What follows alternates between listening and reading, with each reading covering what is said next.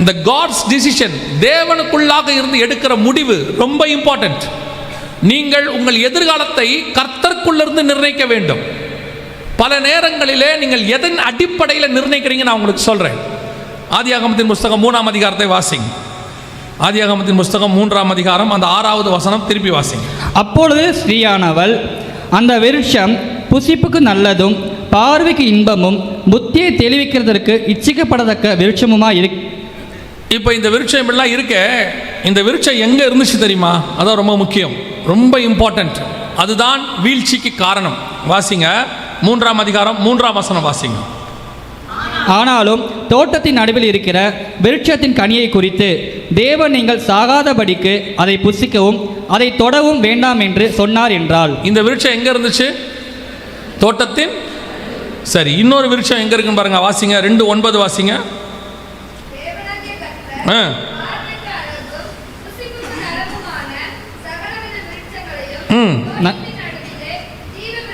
தோட்டத்தின் நடுவில் ஜீவ விருட்சத்தையும். ஜீவ விருட்சம் எங்க இருக்குது? தோட்டத்துக்கு நடுவில். இந்த வீழ்ச்சி, இச்சிக்கப்படத்தக்க விருட்சம், அது எங்க இருக்குது? அது எங்க இருக்கு? அதுவும் நடுவில் தான் இருக்குது. 3ஆம் அதிகாரம் 3ஆம் வசனம் திருப்பி வாசிங்க பார்ப்போம்.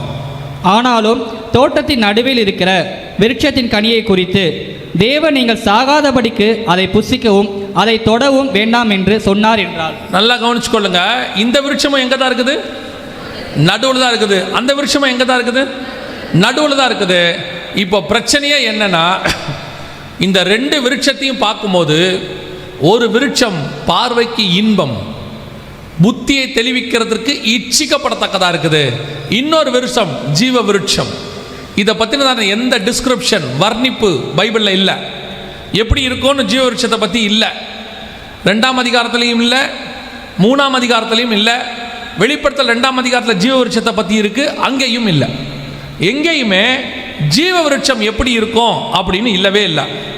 ஆனால் உங்களை வீழ்த்த பண்ணுகிற விருட்சம் இருக்கே, நன்மை தீமை அறியத்தக்க கனி, அது எப்படி இருக்கும்னு பைபிள் சொல்லுது. பார்வைக்கு இன்பமும் புசிப்புக்கு நல்லதும் புத்தியை தெளிவிக்கிறதுக்கு இச்சிக்கப்படத்தக்கதாக இருக்கிறது. 2 விருட்சமும் பக்கத்தில் தான் இருக்குது. இதுதான் டேஞ்சர். இப்போ இதுதான் இருக்கிறதுல டேஞ்சர். உங்களுக்கு கர்த்தர் வச்சிருக்கிற ஜீவ விருட்சமும் அங்கே தான் இருக்குது. உங்களை விழ பண்ணுகிற இச்சிக்கப்படத்தக்க விருட்சமும் எங்கே இருக்குது? அங்கே தான் இருக்குது. விருட்சம்னா மரம், நல்லா தெரிஞ்சுக்கொள்ளுங்க. விருட்சம்னா மரம். 2 மரமும் பக்கத்தில் இருக்குது. ஒன்று காட்ஸ் வில், உங்களுக்காக கர்த்தர் வச்சது, சாப்பிடணும்.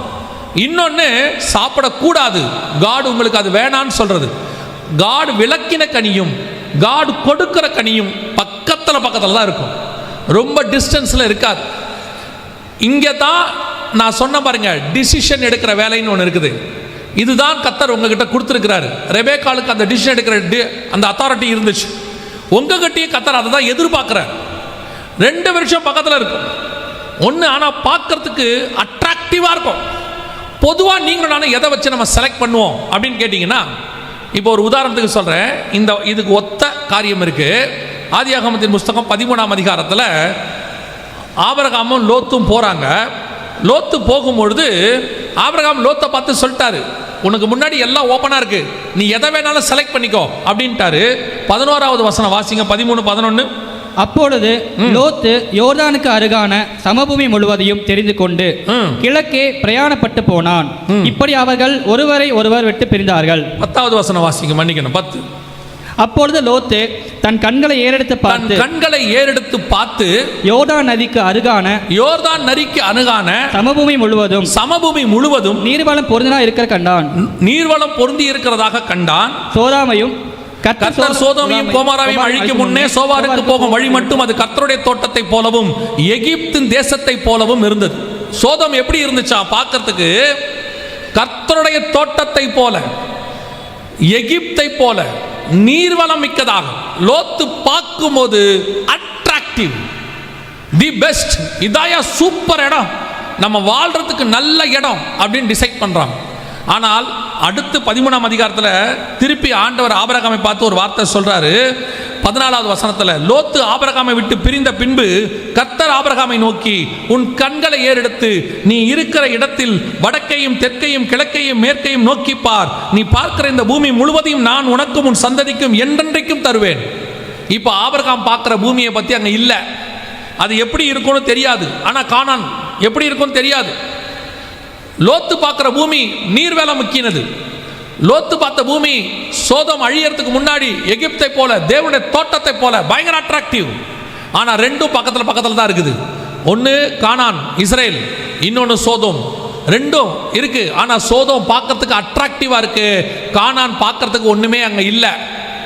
பிரச்சனை என்னன்னா, சோதோமுக்கு உள்ள போனா அழிவு, ஜனங்க மோசமானவங்க. கானானுக்கு உள்ள போனா பாலும் தேனும் ஓடுகிற தேசம். வெளியிருந்து பார்க்கும்போது நீ எதை வச்சு டிசைட் பண்ற, நீ டிசிஷன் எடுக்கிறது எதை பேஸ்ல இருக்கு, அதான் ரொம்ப இம்பார்ட்டன்ட். வெளியிருந்து பார்க்கும்போது அட்ராக்டிவ், நல்லா இருக்குது. நான் சொல்வது வெறும் உன் வாழ்க்கை பார்ட்னரை தேர்ந்தெடுக்கிறதை பற்றி சொல்லவே இல்லை. உன்னுடைய படிப்பு, உன் ஊழியம், உன் வேலை அத்தனையும் சேர்த்து சொல்றேன். எதை செலக்ட் பண்ணாலும் நீ செலக்ட் பண்ண வேண்டியது உன் கண்களை நம்பி அல்ல. இன்னைக்கு கடைசி காலத்தில் கண்களை நம்பித்தான் பெரும்பான்மையான காரியங்கள் முடிவு செய்யப்படுகிறது. எல்லாம் அதை பேஸ் பண்ணித்தான். பார்வைக்கு இன்பமா இருக்குதா? லோத்துக்கு சோதோம் பார்வைக்கு இன்பமா இருந்துச்சு. ஏவாளுக்கு நன்மை தீமை அறியத்தக்க கனி பார்வைக்கு இன்பமா இருந்துச்சு. இப்போ யாக்கோபை ஆண்டவர் அனுப்பி விடுறாரு. அனுப்பி விட்டவொடனே அவங்க மாமா வீட்டுக்கு போறான், லாபான் வீட்டுக்கு. அங்க 2 பேர் இருக்கிறாங்க. கர்த்தருடைய திட்டம் லேயால் மேலில் இருந்துச்சு. ஆனால் ஏன்னா லேயாளுடைய சந்ததியில் தான் யூதா வராங்க, லேவி வராங்க. இப்போ ராகேல் மேலே காட்ஸ் பிளான் அப்போ இல்லை. ஆனால் பார்க்கறதுக்கு பார்த்தீங்கன்னா லேயாலை குறித்து கூச்சக்கண்ணியாக இருந்தால்னு இருக்கு. ராகேலை பார்த்து அந்த ஸ்திரீ அழகுள்ளவளாய் சௌந்தரியம் உள்ளவளாய் இருந்தால்னு இருக்கு. இப்போ யாக்கோபு பார்த்த உடனே ராகேலை செலக்ட் பண்ணிட்டார். ஓ பிரைஸ் காட், இதான் நமக்கு அப்படின்ட்டார். ஆனால் கர்த்தருடைய திட்டம் லேயால் மேலே இருந்துச்சு. இவன் ராகேலை கேட்டான், கர்த்தர் கேட்காமே லேயாலை கொடுத்துட்டாரு. ஏன்னா திட்டம் லேயால் மேலே இருக்கு. பல நேரங்களிலே நீங்கள் எடுக்கிற முடிவு கண்களின் அடிப்படையில், பல நேரங்களில் நீங்கள் எடுக்கிற முடிவு அறிவின் அடிப்படையில், புத்தியை தெளிவிக்கிறதுக்கு இச்சிக்கப்படத்தக்கதாக இவங்க நம்ம லைஃப் பார்ட்னராக தான் நல்லா இருக்கும், இந்த வேலை எனக்கு கிடைச்சா நல்லா இருக்கும், இந்த ஊர்ல இருந்தா நல்லா இருக்கும், ஒவ்வொன்றுத்துக்கும் முடிவு எடுக்கிறோம், இந்த படிப்பு நல்லா இருக்கும். திருப்பி சொல்றேன், நீங்க படிங்க. ஆனா கர்த்தர் என்ன சொல்றாரோ அதை படிங்க. இன்னைக்கு எது மேல இருக்கு, இன்னைக்கு எது பெருசா இருக்கு, ஃபியூச்சர்ல இதுதான் ரொம்ப சூப்பரா வரப்போகுது, அதன் அடிப்படையில் படிக்காதீங்க. இன்னைக்கு எந்த இடத்துல இருக்கணும், இன்னைக்கு அமெரிக்கா பாருங்க. ஒரு காலத்தில் அமெரிக்காவுக்கு எல்லாம் ஓடினாங்க, அமெரிக்கான்னு போனாங்க. இன்னைக்கு அமெரிக்கா விட்டு கிட்டத்தட்ட எத்தனையோ லட்சம் பேர் ரிட்டர்ன் ஆயிட்டாங்க, பல நாடுகளுக்கு ரிட்டர்ன் ஆகுறாங்க. இன்னைக்கு அமெரிக்கா வாழ தகுதி இல்லாத நாடாக மாறுகிறது. நான் யூகேல போய் படிக்க போனேன், அதாவது வேலைக்கு போன போது ஆண்டவர் அங்கிருந்து இங்கே ஊழியத்துக்கு வர சொன்னார், இந்தியாவுக்கு. ஆனால் எல்லாரும் சொன்னாங்க, யூகே விட்டு போகாத, நல்ல சம்பளம், நல்ல வாழ்க்கை, 10 வருஷம் கழிச்சு நீ அப்படி இருக்கலாம் இப்படி இருக்கலாம். நாங்கள் ஆண்டவர் மட்டும் நீ வந்துரு, நான் பார்த்துக்கிறேன்ட்டார். வந்துட்டேன். நான் சொல்ல 2004 வந்துட்டேன். இப்போ அங்கே இருக்கிறவரே சொல்கிறாங்க, இங்கே வாழ முடியாது, இது அவ்வளோ நல்லா இல்லை. அங்கே இருக்கிறவங்களுக்கு அது ஓகே, நமக்கு இது செட் ஆகாது, என்னைக்கு இருந்தாலும் நம்ம திரும்பி இந்தியாவுக்கு வந்துடலான்னு பார்க்குறோன்னு சொல்கிறாங்க. அன்னைக்கு கர்த்தர் சொல்லி நான் வந்ததுனால இன்னைக்கு கௌரவமாக சாட்சி சொல்கிறேன். இல்லைன்னா நான் என்ன சொல்லுவேன்னா, விரட்டி அடித்து நானும் ஓடி வந்திருப்பேன். இப்போ ட்ரம்ப் மாதிரி ஒரு ஆள் வந்தால் சரியாக போயிடும். கவனிச்சுக்கொள்ளுங்க, கண்களை வைத்து புத்தியை வைத்து எதையுமே செலக்ட் பண்ணாதீங்க, டிசிஷன் எடுக்காதீங்க. அதுக்கு பின்னால் ஒரு டிராபேக் இருக்கும், டிஸ்அட்வான்டேஜ் இருக்கும். எப்பவுமே தேவனை வச்சு டிசைட் பண்ணணும். கர்த்தருடைய திட்டம் என்னன்னு ஆண்டவர்கிட்ட கேட்கணும். நான் இந்த வேதத்தை வச்சு சொல்றேன், கர்த்தர் கொடுக்கிறது பார்வைக்கு இன்பமாக இருக்குமான்னு சொல்ல முடியாது, ஆனால் நிச்சயம் அதுக்குள்ளே ஜீவன் இருக்கும். கர்த்தர் கொடுக்கறதுல நீங்க விரும்புறபடி அது இருக்குமான்னு தெரியாது, ஆனால் அதுல உங்களுக்கான ஃபியூச்சர் இருக்கும், அதுக்குள்ளதான் உங்க ஃபியூச்சர் இருக்கும். டிசிஷன் அப்படி எடுங்க. சிலர்லாம் பார்த்த உடனே செலக்ட் பண்ணிடுறான், பார்த்த உடனே பஸ் ஸ்டாண்ட்ல நிற்கிறான், பார்த்த உடனே செலக்ட் பண்ணிடுறான். இதுதான் தேவ சித்தம். எப்படி நான் சொல்றேன், நானும் ப்ளூ சட்டை அதுவும் ப்ளூ சட்டை, 2 ப்ளூ சட்டை போட்டால் தேவ சித்தம்ன்றான். இன்னைக்கு அதான் தேவ சித்தம். வேற ஒரு தேவ சித்தத்துக்கு வேற எதுவுமே கேட்க வேண்டியதே இல்லை, ஜோம் பண்ண வேண்டிய அவசியமே இல்லை. சிலர்லாம் சொல்றாங்க, நான் போனேன் அந்த கோர்ஸ் நான் கேட்காமலேயே கொடுத்துட்டாங்க. கேட்காமலேயே ஆண்டவர் தான் கொடுக்கணும்னு இல்லை, பிசாசும் கொடுக்கும். பிசாசு கூட்டு போய் என்ன பண்ண, ஆண்டவர்கிட்ட மலைக்கு மேலே நிறுத்தி என்னை தாழ விழுந்து பணிந்து கொண்டால் இவை எல்லாவற்றையும் நான் உனக்கு. இயேசுநாதர் கேட்டாரா அவனை, எனக்கு எதாவது தாப்பான்னு கேட்டாரா? பாருங்க, எல்லா ஆசீர்வாதமும் கர்த்தரிடத்திலிருந்து வருகிறது இல்லை. கர்த்தர் ஆசீர்வதிக்கிறார், இல்லைன்னு சொல்லலை. ஆனால் எல்லா ஆசீர்வாதமும் எங்கேருந்து வரல, கர்த்தரிடத்திலிருந்து வருகிறது இல்லை. ரொம்ப கேர்ஃபுல்லாக இருந்து கொள்ளணும். இன்னைக்கு உன்னுடைய வீழ்ச்சிக்கான முதல்ல காரணம் என்ன அப்படின்னு கேட்டால், உன்னுடைய டிசிஷன். எதன் அடிப்படையில் நீங்கள் தீர்மானிக்கிறீர்கள், எதன் அடிப்படையில் உங்கள் செலெக்ஷன் இருக்கு. உங்கள் அறிவை பேஸ் பண்ணாதீங்க. நீங்கள் சில நேரங்களில் சிலருடைய அறிவை பேஸ் பண்ணுவீங்க. அவங்கள கேட்டேன், இவங்கள கேட்டேன், எல்லாரும் ஆலோசனை சொன்னாங்க. யார் வேணாலும் சொல்லட்டும், அதிசயமான ஆலோசனை கர்த்தர் ஒருத்தர் மேலே உட்கார்ந்திருக்கிறார், வண்டர்ஃபுல் கவுன்சிலர். அவர் என்ன சொல்றாருன்னு பாரு. அவர் சொல்லுகிறபடி ஒரு முடிவு எடுங்க. அந்த முடிவு உங்கள் வாழ்க்கையில் மிக நல்லதாக இருக்கும். அல்லேலூயா. ஒருவேளை நான் சொல்றது உங்களுக்கு கொஞ்சம் கஷ்டமாக இருக்கும். ஏன்னா கொஞ்சம் பேர் முடிவோடு தான் உட்காந்துருப்பீங்க. இங்கே அவன் ஒரு முடிவோடு வந்து உட்காந்துருப்பான். இப்போ அவனுக்குள்ள ஒரு சின்ன கன்ஃபியூஷன் வந்திருக்கும். இது தேவசித்தம் தானா இல்லையா? ஏன்னா இப்போ தான் காலேஜ் சேர்ந்து ஒரு மாதம் ஆகிருக்கும். இல்லை, காலேஜ் சேர்ந்து ஒரு மாதம் ஆகிருக்கும். இது தேவசித்தமா இல்லையா? ஆசைப்பட்டு சேர்ந்துட்டோமே. ஒரு வாலிப பிள்ளை நீட் எழுதணும்னு சொல்லி அவள் வந்து எழுதுனா, நீட்டில் ஃபெயில் ஆகிட்டான். இப்போ நான் சொன்னேன், நீ என்ன செய்ய, கூட இன்னொரு சப்ஜெக்ட் படி, நெக்ஸ்ட் இயர் நான் நீட் எழுத போகிறேன்னா எழுது. நீ இந்த சப்ஜெக்டை ஒன்று எடுத்து படிச்சுக்கிட்டே எழுது, ஏன்னா 1 இயர் வேஸ்ட் பண்ண வேணாம் அப்படின்னு. அப்போது அவளும் சரி நான் சொன்னேன்றதுக்காக கீழ்ப்படிஞ்சு அவள் ஒரு கோர்ஸ் எடுத்துகிட்டு படிச்சுக்கிட்டே நீட் எழுதுனா. போன வாட்டியை விட நீட்டில் இந்த வாட்டி மார்க் குறைவாயிருச்சு. அப்போ சொன்னா அவள், நான் நல்லா தான் படிச்சுட்டு போனேன். நான் காட்ஸ் வில்னு ஒன்று இருக்குது. எல்லாரும் டாக்டர் ஆகணுங்கிறது காட்ஸ் வில் இல்லை. டாக்டர் ஆகணும், தேவ சித்தம் இருக்கு. சிலர் இன்ஜினியர் ஆகணும், சிலர் ஐஏஎஸ் ஆகலாம், ஐபிஎஸ் ஆகலாம், என்ன வேணால் ஆகலாம். பெரும்பான்மையாக ஊழியக்காரன் ஆகலாம். கர்த்தர் திட்டம் என்னன்னு இருக்குது, அதுக்கு தான் நம்ம ஃபோக்கஸ் பண்ணணும். பல நேரத்தில் நாம் ஒரு அடம் பிடிச்சி, இல்லை இதுதான் நான் சின்ன வயசுலேருந்து ஆசைப்பட்டுட்டேன். ஆசைப்படுங்க, வேணான்னு சொல்ல, அது தேவ சித்தமாக தான் பார்க்கணும். தேவ சித்தம் இல்லைன்னா அந்த ஆசையை விடுறதுக்கும் நீங்கள் தயாராக இருக்கணும். ஆதாமுடைய முதல் வீழ்ச்சி அவனுடைய செலெக்ஷன், ராங் செலெக்ஷன். 2 பக்கத்தில் இருந்துச்சு, ஜீவ விருட்சமும் நன்மை தீமை அறியத்தக்க விருட்சமும். ஆனால் நன்மை தீமை அறியத்தக்க விருட்சத்தை விட ஜீவ விருட்சம் பார்வைக்கு இன்பமாக இருந்துச்சு. அவன் செலக்ட் பண்ணிட்டான். லோத்து செலக்ட் பண்ணார், யாக்கோபு செலக்ட் பண்ணார். எல்லாமே ஒரு இடத்துல அவர்களுக்கு பெயின்ஃபுல்லாக இருந்துச்சு. கடைசியில் அவர்கள் அது வீழ்ச்சியாக மாறுகிறது. 2வது வாசிங்க, ஆதியாகமத்தின் புஸ்தகம் 3ஆம் அதிகாரம். ஆதியாகமத்தின் புஸ்தகம் 3ஆம் அதிகாரம் 18வது வசனத்தை வாசிங்க. அது உனக்கு முள்ளும் குறுக்கும் விளைப்பிக்கும், வெயிலின் 2:18. பின்பு தேவனாய கர்த்தர், மனுஷன் தனிமையாக இருப்ப நல்லதல்ல, ஏற்ற துணையை அவனுக்கு உண்டாக்குவேன் என்றார்.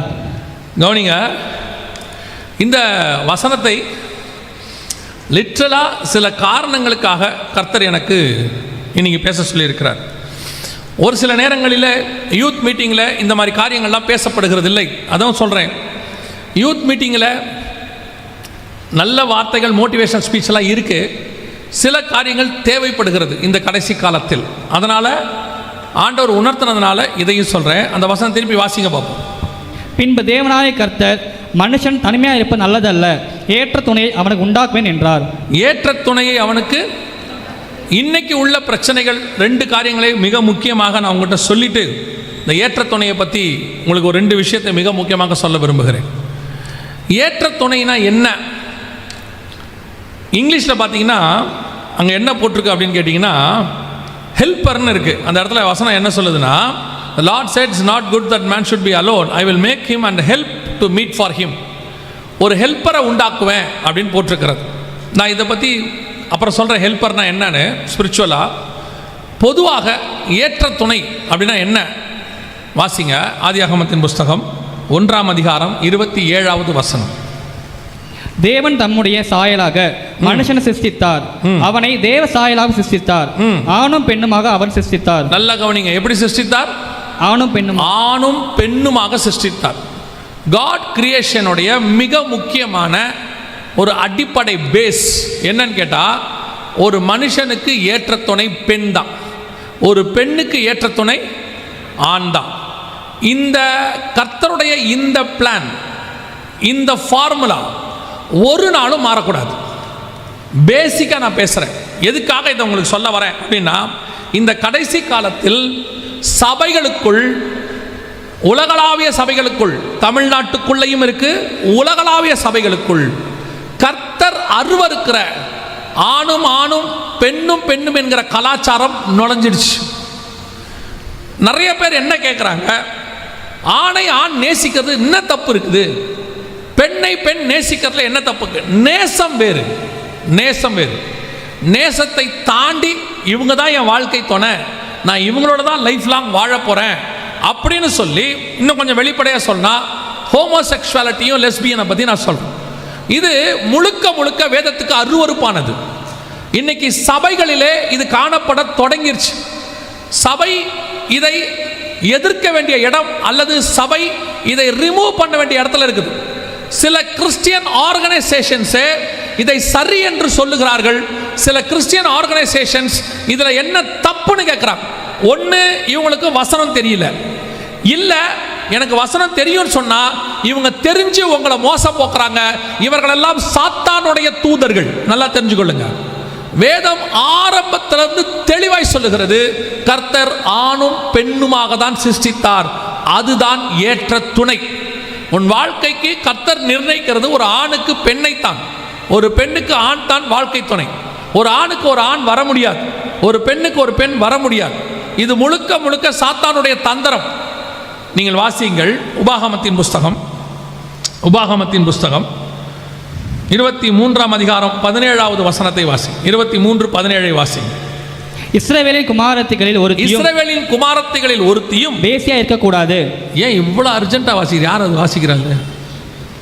எங்கே இருக்காரு? கையை தூக்குங்க. ஏன் என்ன வேசம்? பொறுமையாக நிறுத்தி தெளிவா நிதானமா வாசிங்க. இஸ்ரவேலின் குமாரத்திகளில் ஒருத்தியும் வேசியா இருக்கக்கூடாது. இஸ்ரவேலின் குமாரரில் ஒருவனும் ஆண் புணர்ச்சிக்காரனா இருக்கக்கூடாது. No homosexuality. ஒருவேளை இதெல்லாம் சபையில் பேசலாமான்னு கேட்காதீங்க. This is the right time. இதை பற்றி பேச வேண்டிய காலகட்டத்தில் சபை இருக்கிறது. 30 வருஷத்துக்கு முன்னாடி தேவையில்லை. ஏன்னா அப்படிப்பட்ட காரியங்கள் சபைக்கு வெளியரங்கமாய் தடுத்து நிறுத்தப்பட்டிருந்தது. இன்னைக்கு சபையை, மந்தையை தப்ப விடாத ஓநாய்கள் வருகிற காலம், ஊழியக்காரனே பிரசங்கிக்கிற காலம். வெளிநாடுகள்லாம் சபைகளுக்குள்ள வந்துடுச்சு. இப்போ இந்தியாவிலையும் நுழைஞ்சிருக்கு. சில இடங்கள்ல இதை பற்றி தப்பு இல்லைன்னு பேசுகிற ஆட்கள் உள்ள நுழைஞ்சிருக்கிறாங்க.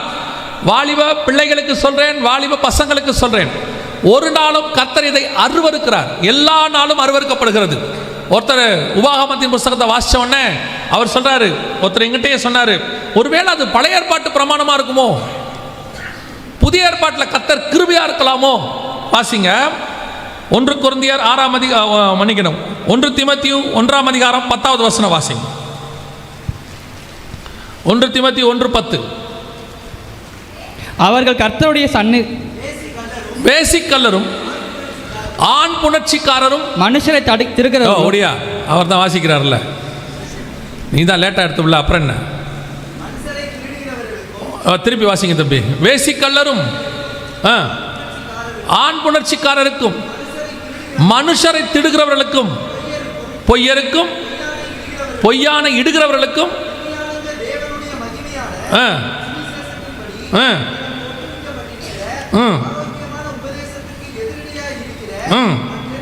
மற்ற எந்த செய்கைக்கும் விரோதமாய் விதிக்கப்பட்டிருக்கிறது.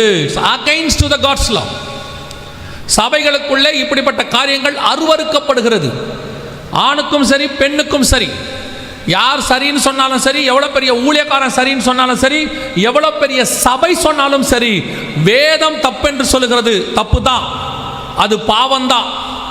ஒரு பெரிய சபை, 80,000 பேர் இருக்கிற சபை, அந்த சபையினுடைய போதகர் இவ்விதமாய் சொன்னார், நான் இந்த மாதிரி ஆணும் ஆணும் பெண்ணும் பெண்ணும் திருமணம் பண்ணுகிறவர்களை நான் தடுக்கிறதில்லை, என்கரேஜ் பண்ணுறேன். காரணம், ஆண்டவர் பாவிகளை நேசிக்கிறார், நாம் ஏன் அவர்களை நேசிக்க கூடாது அப்படின்னார். திருப்பியும் சொல்றேன், ஆண்டவர் பாவிகளை நேசிக்கிறார், பாவத்தை அல்ல. பாவத்தை நேசிப்பதற்கும் பாவிகளை நேசிப்பதற்கும் வித்தியாசம் இருக்குது. பாவியை நேசிக்கிறார். எதுக்காக? பாவத்தை விட்டு வர வேண்டும் என்பதற்காக. ஒரு ஒரு ஒரு மனுஷன் இருந்தான், 38 வருஷம் படுத்திருந்தான். அவனை பார்த்து கர்த்தர் சொன்னார், விடுதலை ஆக்கினார். அடுத்து சொன்ன வார்த்தை என்ன தெரியுமா? இனி பாவம் செய்யாது. ஒரு அம்மா தப்பான வாழ்க்கை வாழ்ந்தாங்க, காலில் வந்து விழுந்தாங்க, இயேசு மன்னிச்சாரு. அடுத்து என்ன சொன்னார்? இனி பாவம் செய்யாத. இயேசு பாவியை நேசித்தார், பாவத்தை அல்ல. பாவத்தை விட சொன்னார். இன்னைக்கு அந்த பாவத்தோட உட்கார்ந்துருக்கிற சபை இருக்குது. அந்த பாவத்தை என்கரேஜ் பண்ற ஊழியக்காரங்க இருக்கிறாங்க.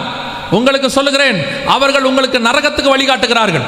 ஒரு நாளும் ஒரு ஆணுக்கு ஆண் துணையாய் மாற முடியாது, ஒரு பெண்ணுக்கு பெண் துணையாய் மாற முடியாது. ஆணுக்கு பெண் தான் துணை, பெண்ணுக்கு ஆண் தான் துணை. இதுதான் ஃபார்முலா, இதான் நேச்சர், இதான் கர்த்தர் வகுத்தது. யார் இதற்கு விரோதமாய் சொன்னாலும் அவர்கள் பாவம் செய்கிறார்கள், அவர்கள் தேவனுக்கு விரோதமாய் போகிறார்கள். தயவு செய்து இப்படிப்பட்ட பாவத்தில் இருப்பீர்களானால், நல்லா கவனிங்க, இப்படிப்பட்ட பாவத்தில் இருப்பீர்களானால் உடனடியாக அந்த பாவத்தை விட்டு வெளியே வா. கர்த்தர் அருவருக்கிறார், கர்த்தருக்கு அது பிடிக்காது. சில நேரங்களிலே அது நடக்க வாய்ப்பு இருக்கிறது. வாலிப பிராயத்தில் இப்படிப்பட்ட காரியங்களை கடந்து வருவதற்கு வாய்ப்பு இருக்கிறது. ஒருவேளை வெளிநாட்டில் அது வெளிப்படையாக இருக்கும், நம்ம நாட்டில் அது கொஞ்சம் மறைமுகமாக இருக்கும். அப்படிலாம் இருந்தால் தயவு செய்து விட்டு வெளியே வா. ஒருவேளை என்னால் விட முடியல, சில நேரத்தில் இதுக்கு அது என்னுடைய மாம்சத்தை தாண்டி போகுது, சிலருக்கு இருக்கு, நான் விட்டுவிட வேண்டும் என்று நினைக்கிறேன், விட்டுவிட வேண்டும் என்று நினைக்கிறேன், ஆனால் அதிலிருந்து என்னால் என்ன செய்ய முடியல, விடுபட முடியல. செஞ்ச பிறகு ஒரு குற்ற உணர்வு வருது. ஐயோ நான் செஞ்சிட்டேனே, நான் செய்யக்கூடாதுன்னு நினைச்சேனே அப்படின்னு. இனிமேட்டு செய்ய மாட்டேன்னு ஒரு சூழ்நிலையில் தீர்மானம் கூட எடுக்கிறீங்க. ஆனால் ஒரு நேரம் வரும்போது அந்த பாவம் அல்லது மாம்சம் உங்களை மேற்கொள்ளுகிறது. அது ஆண் புணர்ச்சியாக இருக்கலாம், பெண் புணர்ச்சியாக இருக்கலாம், அல்லது சுய புணர்ச்சியாக இருக்கலாம். அந்த வசனத்தை வாசி நீங்கள் நோட் பண்ணி வச்சுக்கோங்க, உங்களுக்கு யூஸ் பண்ணுறதாக நான் சொல்கிறேன். ஏன்னா சிலருக்கு மெடிக்கலி இன்னைக்கு யூடியூப்லலாம் சில காரியங்களை தப்பு இல்லைன்னு போதிக்கிறாங்க. தப்பு இல்லை, இதெல்லாம் தப்பு கிடையாதுப்பா அப்படின்றாங்க. வாசிங்க 1 கொரிந்தியர் 6ஆம் அதிகாரம் 9வது வசனத்தை வாசிங்க. 1 கொரிந்தியர் 6:9.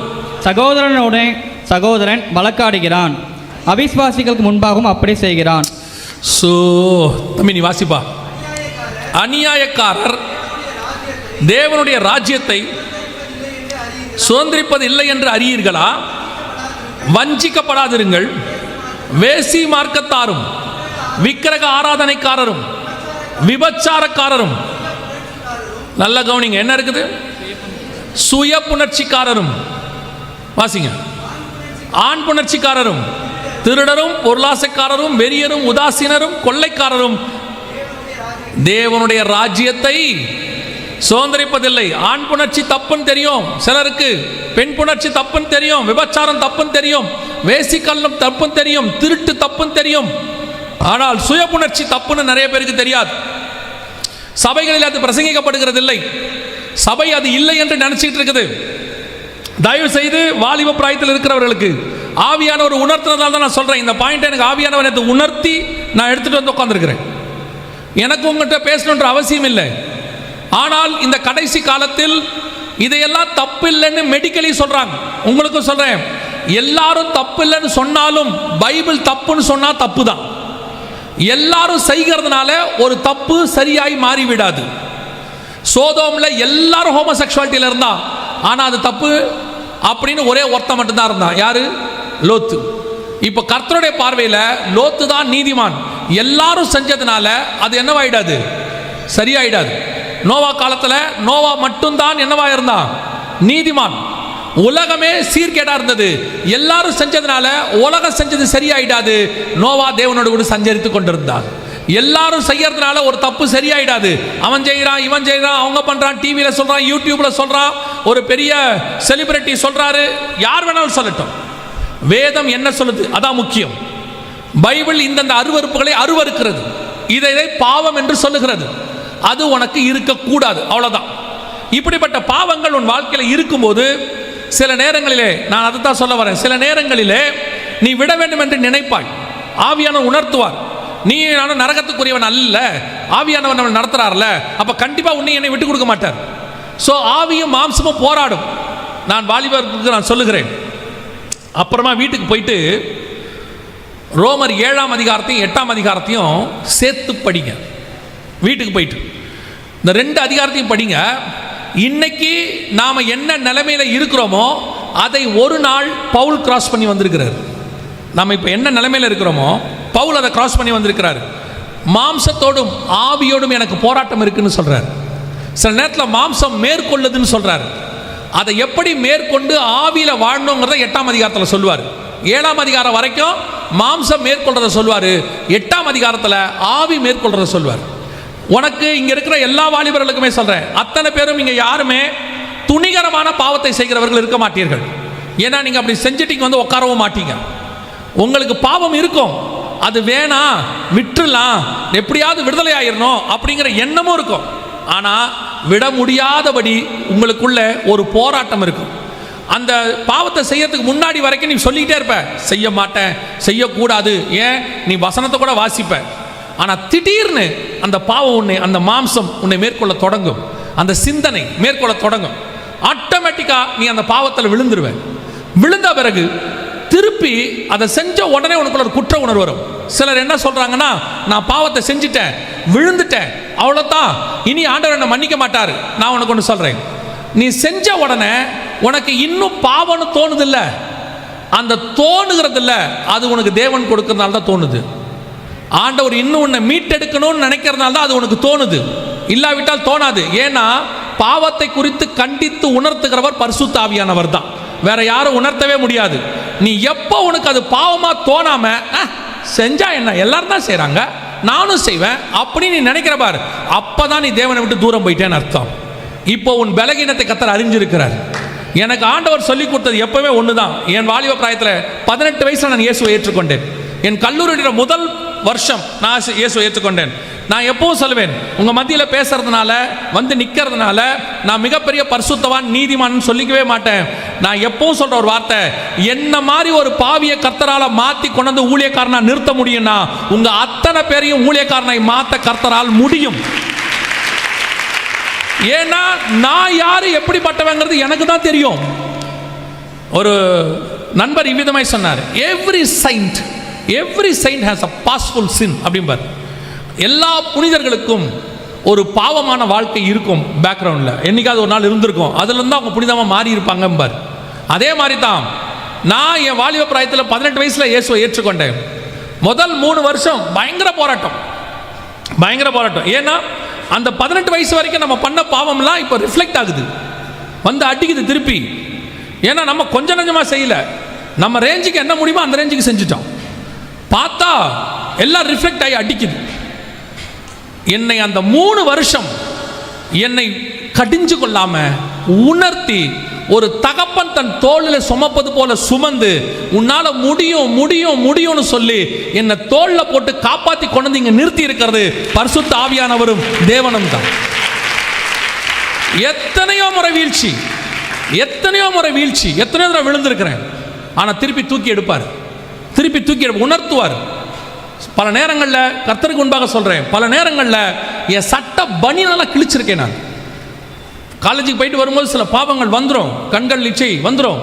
அந்த ஆண்டவரை கேட்பேன், ஏன் ஆண்டவர் எனக்கு இப்படி நடக்குது, நான் தான் நல்லா சர்ச்சுக்கு போறேனே, இதை செய்யக்கூடாதுன்னு நினைக்கிறேனே. அழுது ஆண்டவர்கிட்ட கேட்டு அந்த பனியனெல்லாம் கிழிச்சு கதறி அழுது 1.5 மணி நேரம் 2 மணி நேரம் தேவ சம்பந்தம் வெளியே வரும்போது பரிசுத்த ஆவியானவர் அப்படி ஆற்றி தேற்றி, அவரை மாதிரி மருந்து போடுறதுக்கு ஆளே கிடையாது. அந்த பாவத்திலிருந்து அப்படி விடுதலை ஆக்கி ஒரு மருந்து போட்டு, நான் இருக்கிறேன், வா பார்த்துக்கலாம் வான்னு சொல்லி 3 வருஷம் கர்த்தர் கொண்டாந்து அப்படியே தூக்கி நிறுத்தி, அந்த கல்லூரியின் வாழ்க்கையிலேருந்து வெளியே வரும்போது எந்தெந்த பாவம்லாம் என்னால் விட முடியாதுன்னு நினைச்சனோ அந்த பாவத்தின் சிந்தனையை கூட எனக்குள்ள இல்லாதபடிக்கு கர்த்தர் அந்த வேரோட தூக்குவதற்கு வல்லமை உள்ளவராகிறார். நான் அந்த தைரியத்தில், அந்த தேவன் மேல உள்ள நம்பிக்கையில சொல்றேன், என்னை மீட்ட தேவன் உன்னையும் மீட்க வல்லமை உள்ளவராயிருக்கிறார், உன்னையும் காப்பாற்ற வல்லமை உள்ளவராயிருக்கிறார், உன்னையும் தூக்கி நிறுத்த வல்லமை உள்ளவராயிருக்கிறார். நீ தயவு செய்து அவ்வளவுதான், முடிஞ்சிட்டோம். எனக்கு ஆண்டவர் சொல்லிக் கொடுத்தது ஒண்ணுதான், நான் விழ மாட்டேன்னு கர்த்தர் நினைக்கல, ஏன்னா நான் மண்ணு என்று அவர் நினைவு கூறுகிறார். ஆனா விழுந்தே கிடக்கிறனா இல்ல திருப்பி எழுந்திரிக்க ஆசைப்படுறனான்னு தான் அவர் பார்க்கிறார். நீ விழுந்துட்டினா பரவாயில்ல, எழுந்திரி. 7-70 தடவை மன்னிக்கிற தேவன் உனக்கு இருக்கிறார். உன்னை உருவாக்கின கர்த்தர் அவர், அவர் கையில் இருக்கிற களிமண்ணி நீ கெட்டு போகணும்னு விரும்பவே மாட்டார். எந்த சூழ்நிலையிலும் கர்த்தர் உன்னை மாற்றி கொண்டு வந்து உட்கார வைக்க வல்லமை உள்ளவர் தேவனாக இருக்கிறார். அல்லேலூயா, அல்லேலூயா. நீங்கள் பல நேரங்களில் அந்த காரியத்தை நீங்கள் தயவு செய்து விழுந்து கிடக்கிறத விட்டுருங்க. சிலர்லாம் சொல்கிறாங்க அவ்வளோதான் முடிஞ்சிருச்சு, இதுக்கு மேலே என்னால் எதுவுமே செய்ய முடியாது, ஆண்டவர் என்னை வெறுத்துட்டார், நான் பாவம் செஞ்சுட்டேன். இல்லை, உனக்கு அந்த எண்ணம் வருது இல்லை, ஆண்டவர் உன்னை தூக்கி எடுக்க விரும்புகிறார். இன்னைக்கு தான் அந்த டேவா கூட உனக்கு இருக்கும். இன்னைக்கு நீ வா, இங்கே உனக்காக ஜெபிக்கிற ஒரு கூட்டம் இங்கே இருக்கு. இவங்க இங்கே ஜெபம் பண்ணுவாங்க, நீயும் ஜெபம் பண்ணு. பூமியில ஒரு காரியத்தை குறித்து இருவர் ஒருமனப்பட்டிருந்தால் பரலோகத்தில் இருக்கிற என் பிதாவினால் அது ஆகும். அல்லேலூயா. இந்த கூட்டத்தை விட்டு நீ போகும்போது வந்த வண்ணமாய் திரும்ப போகிறது இல்லை. உன் பலகீனங்களை உன்னை விட்டு எடுக்கிற தேவன் இன்னைக்கு உன் மத்தியில கிரியை செய்வார். உன் மாம்சத்தை மேற்கொள்வதற்கு கர்த்தர் உனக்கு உதவி செய்வார். உனக்கு விருப்பம் இருந்தால் மட்டும் போதும். உதவி செய்கிற ஆண்டவர் இங்கே காத்திருக்கிறார். எத்தனையோ வாலிபர்களை தூக்கி எடுத்திருக்கிறார். உங்களுக்கு தெரியும், உலகத்திலேயே நம்ம காலத்தில் அவரை மாதிரி கலக்கின ஒரு ஆளே கிடையாது. பில்லி கிரகம் ஐயா உங்க எல்லாருக்கும் தெரியும். அவரை மாதிரி எவாஞ்சலிஸ்டாக கலக்கினவங்க யாருமே இல்லை. அப்படிப்பட்ட பில்லி கிரகம் ஐயா ஒரு நாள் ரொம்ப காலேஜ் பருவத்தில் அவர் என்ன பண்ணாராம், ரொம்ப கோவப்பட்டு ஒரு பப்பில் போய் உட்காந்து சிகரெட்டை கையில் எடுத்துட்டாராம். சிகரெட் இப்படி கையில் எடுத்துட்டாராம். எடுத்து பற்ற வைக்க போறாராம். ஒரு பந்து ஃபுட்பால் எங்கிருந்து வந்துச்சுனே தெரியாதாம். ஜன்னல் ஆட்டோமேட்டிக்காக திறந்துருக்குது. அந்த ஜன்னல் வழியாக ஒரு ஃபுட்பால் வந்து அப்படியே அந்த இவருடைய முகத்துக்கும் கைக்கும் நேரம் வந்து அடிக்குதான். டம்முன்னு அடிச்சு அந்த சிகரெட்டை அடிச்சு கொண்டு போய் வெளியே போட்டுச்சான். அந்த நேரத்தில் ஆண்டவர் சொன்னாராம், உன்னை பாவம் செய்ய நான் விட மாட்டேன், நீ என்னுடைய பாத்திரம்னு சொன்னாராம். அதே ஃபுட்பால் கிரவுண்டில் 3 மணி நேரம் மனுஷன் அழுது கிடந்தாராம். கீழே விழுந்து அழுது கிடந்தாராம். 3 மணி நேரம் ஆண்டவரே நான் பாவம் செஞ்சுட்டேன், இனிமேல் செய்ய மாட்டேன், என்னை எடுத்து பயன்படுத்துங்கப்பான்னு. அந்த 3 மணி நேரம் கழித்து எழுந்திருக்கும் போது 21ஆம் நூற்றாண்டினுடைய மிக முக்கியமான தீர்க்கதரிசியாக அந்த மனுஷன் எழும்பினார். சுவிசேஷகராக எழும்பினார். அவரை கொண்டு லட்ச லட்ச லட்ச ஆத்துமாக்களை கர்த்தர் மீட்டெடுக்க வல்லமை உள்ளவராய் இருந்தார். அந்த தேவன் தான் உன்னுடைய தேவன். அந்த தேவன் தான் உன்னை அழைத்த தேவன். அதே தேவன் தான் உன்னை ஆசீர்வதிக்க போகிற ஆண்டவர். அல்லேலூயா. நீ விழுந்து போகிற இடத்திலேயே கர்த்தர் உன்னை உயர்த்துவார், அங்கே உன்னை தூக்குவார். அதுக்கு தேவை உங்ககிட்ட மட்டும் ஒரு தீர்மானம். இது பாவம், எனக்கு வேணாம் அப்படிங்கிற ஒரு உணர்வு, ஒரு ஒப்பு கொடுத்தல். ஒரு ஊழியக்காரன் நான் அசிஸ்டண்டாக இருந்தேன். அப்போ அந்த ஊழியக்காரர் என்ன செய்வார்னா, என்னை ஊழியத்துக்கு கூட்டிகிட்டு போவார். கூட்டும் போது ஒரு பிசாஸ் விரட்டுவார். பிசாஸ் விரட்டும் போது அவங்களுக்கே பிசாஸ் பிடிச்சிருக்கும். ஆனால் அவங்கள போன உடனே ஒரு ஜெபம் பண்ண சொல்லுவார். இவர் சொல்லுவார், இந்த ஜெபத்தை சொல்லு அப்படிம்பார். அப்போது ஒரு பாவரிக்கை ஜெபம் செய்ய சொல்லுவார்.